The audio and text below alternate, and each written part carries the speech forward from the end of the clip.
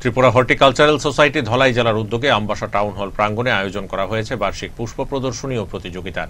বুধবার 24শে জানুয়ারি থেকে শুরু হয়েছে এই পুষ্প প্রদর্শনী, চলবে আগামী 26শে জানুয়ারি পর্যন্ত।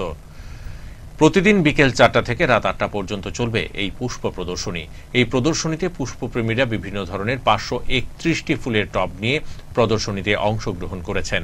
এক সাক্ষাৎকারে বিস্তারিত জানিয়েছেন দপ্তরের এসএ জয়া দেববর্মা। সব মডেল ঠিক আছে না, সব মডেল দেখলাম ওই এ হয়তো তারাইতে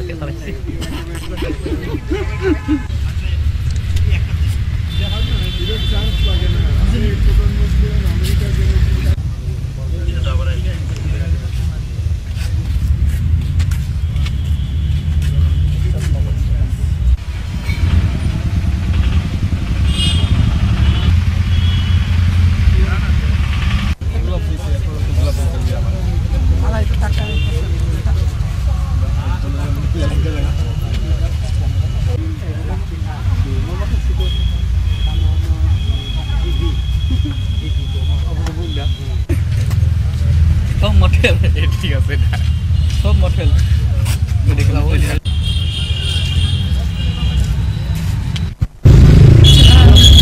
গত বছরের মতো এবারও ধলাই ডিস্ট্রিক্ট লেভেল পুষ্প প্রতিযোগিতা 24শে জানুয়ারি থেকে 26শে জানুয়ারি পর্যন্ত চলবে এবং গত বছর প্রায় 420টা ফ্লাওয়ার এসেছিল।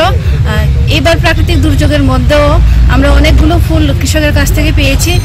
মোটামুটি 531টার মতো ফুল এখানে নিয়ে এসেছেন কৃষকরা, আর প্রায় 55টা ভ্যারাইটির মতো ফুল নিয়ে উপস্থিত হয়েছেন।